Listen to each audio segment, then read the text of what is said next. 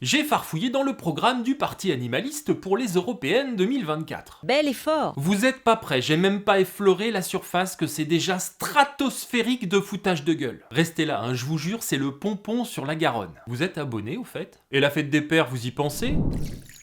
Oui, qui me dérange?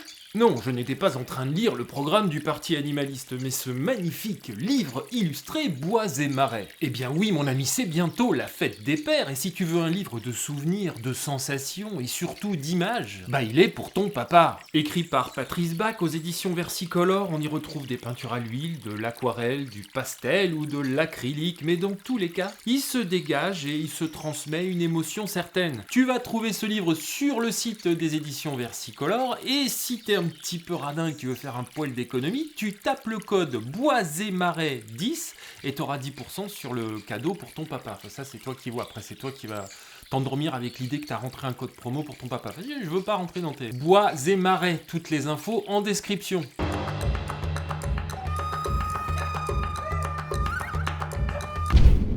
Si tu veux soutenir Guichard sur Terre, abonne-toi à sa chaîne.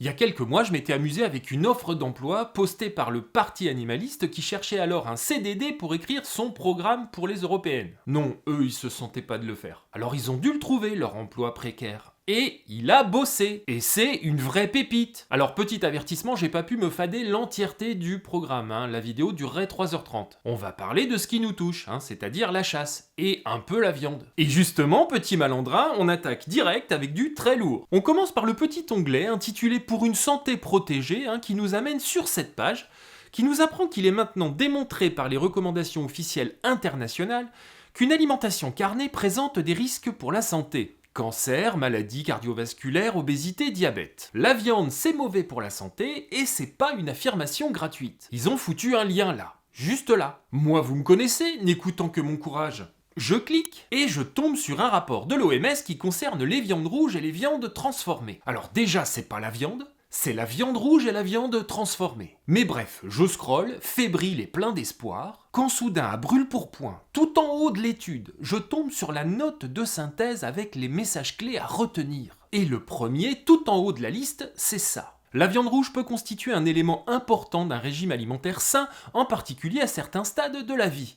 Je veux pas faire ma raclette, hein, mais vous donnez des sources qui disent tout le contraire de ce que vous dites vous. Ah c'est dommage, ça commence mal. Vous disiez la viande c'est mauvais pour la santé, l'OMS a dit la viande c'est bien pour la santé. Ah non, c'est pas pareil, hein. En revanche, ce qu'elle dit l'étude, c'est que la consommation excessive de viande rouge et de viande transformée est associée à un risque accru de maladies non transmissibles. En vrai, la consommation excessive de tout, c'est mauvais pour la santé, par définition. Mais pour le parti animaliste, on va pas commencer à s'encombrer avec des nuances, hein. La viande, c'est pas bon pour la santé, c'est l'OMS qui le dit, allez hop, circulez, y a rien à voir. Et l'OMS d'enfoncer le clou. Du point de vue de la santé humaine, une étude observationnelle a montré que le remplacement de 150 grammes par semaine de viande rouge par 150 grammes par semaine de volaille ou de poisson était associé à un risque plus faible de mortalité, toutes causes confondues, et de décès dus au cancer. L'OMS dit que le problème c'est l'excès de viande rouge. Mais elle dit aussi que le poulet et le poisson c'est ok.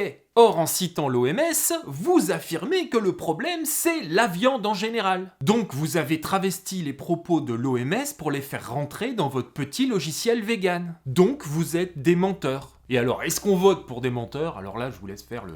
Allez hop, on passe à la chasse, et là on va directement rentrer, chers amis, dans le temple de l'intoxication des consciences. Ah oui, enlevez vos chaussures, il y a un respect quand même. Ça commence par des propos grandiloquents et lourds de sens, comme « la violence est un problème récurrent de notre société ». Ah, sacrée violence. Et là, il déroule toute une argumentation en citant des études de partout qu'on pourrait résumer en cette phrase. Effectivement, la quasi-totalité des études sur le sujet établissent un lien entre les actes de cruauté commis sur les animaux et les conduites agressives envers les humains. Alors laissez-moi vous expliquer l'enfumade. Les études citées par le Parti animaliste, vous pourrez aller voir, parlent de maladies psychiatriques. Psychopathes, sociopathes et personnalités dites antisociales. Leur maladie ou trouble de la personnalité engendre la violence. Et effectivement, la violence envers les animaux peut être annonciatrice d'une violence envers les humains. Une étude d'ailleurs citée par le parti animaliste résume bien les choses. En conséquence, la cruauté envers les animaux est intégrée en 1987 dans le DSM-3 en tant que symptôme pouvant révéler des troubles ou pathologies.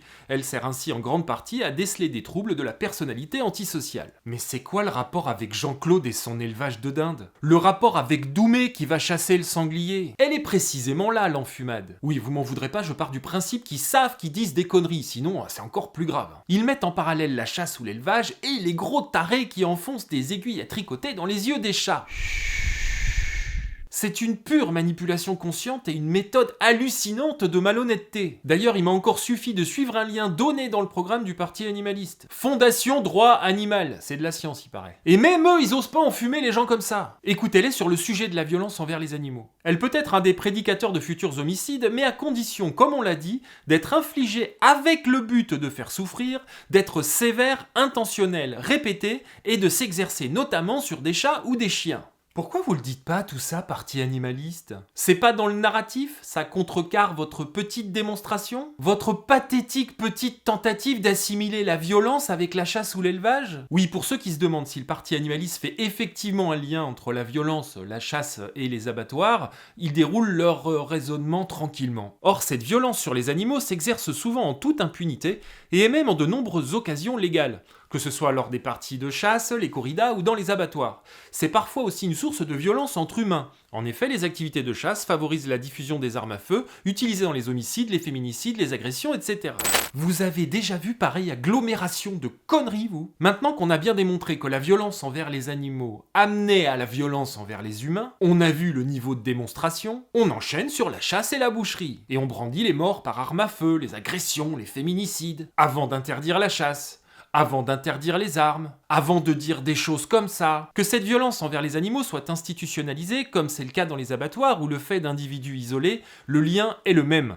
La violence envers les animaux est facteur de violence envers les humains, de délinquance et par conséquent d'insécurité. Ah, ils le disent en préambule. Une seule violence. Les ouvriers d'abattoirs, les chasseurs, les aficionados. Des êtres dangereux, susceptibles de s'en prendre à des êtres humains. Il est là le message. Toute cette démonstration débile, pourquoi ? Pour faire interdire tout ce qui révolte un parti antispéciste qui ne veut pas dire son nom? Vous les voyez sur les plateaux vouloir réduire de 50% des trucs ou améliorer les conditions de je sais pas quoi, mais la vérité, c'est des antispécistes, c'est tout. Ils veulent la fin de tous nos rapports avec les animaux, quels qu'ils soient. Alors après, moi je veux bien qu'on vienne me dire que je suis pas gentil avec eux, que je fais des fixettes, il paraît. On m'accuse même de pratiquer une forme de harcèlement. Mais après m'être fadé encore une fois un bout de leur programme, je suis toujours aussi estomaqué par la malhonnêteté dont ils sont capables. Des mensonges, des partis pris, des exagérations et autres petits arrangements avec la réalité. C'est simple, dans leur machin, y a rien qui tient la route. Tout ça pour dire quoi? Qu'ils sont contre la chasse, la viande et la corrida? Est-ce qu'il y a vraiment besoin de dire autant de conneries pour ça? De noyer ces révoltes personnelles dans un enchevêtrement de phrases ineptes, de convoquer des études qui disent tout l'inverse de ce qu'ils essayent de démontrer, de se vautrer même dans des concepts psychiatriques, médicaux auxquels ils ne bitent rien du tout. Et vous croyez, vous, qu'on va rester comme ça sans rien faire? Que vous pouvez salir des millions de gens et nous on reste là tranquille en disant non mais c'est leur avis, ils ont le droit de le dire. Vous avez le droit d'être anti tous ces machins-là, mais arrêtez de mentir, nom de Dieu! Voilà, j'espère que si vous passiez par là à la recherche de renseignements sur le parti animaliste, j'ai pu un peu éclairer votre lanterne. Bien entendu, tout ce que je dis dans cette vidéo est sourcé, et c'est facile, il n'y a qu'un seul lien, c'est le programme du parti animaliste qui renvoie vers toutes les sources, qui disent l'inverse de ce qu'ils veulent dire eux. D'ailleurs, je m'interdis pas d'y revenir sur ce programme, j'ai pas eu le temps d'en effleurer encore la substantifique moelle, mais je pense qu'il y a matière à y revenir. Et si vous avez encore soif de découvrir le monde merveilleux du parti animaliste, cliquez sur ces deux vidéos, je vous promets, c'est pas dangereux. Voilà, votez. Votez pour qui vous voulez, mais votez. Je vous dis à bientôt sur Terre ou ailleurs.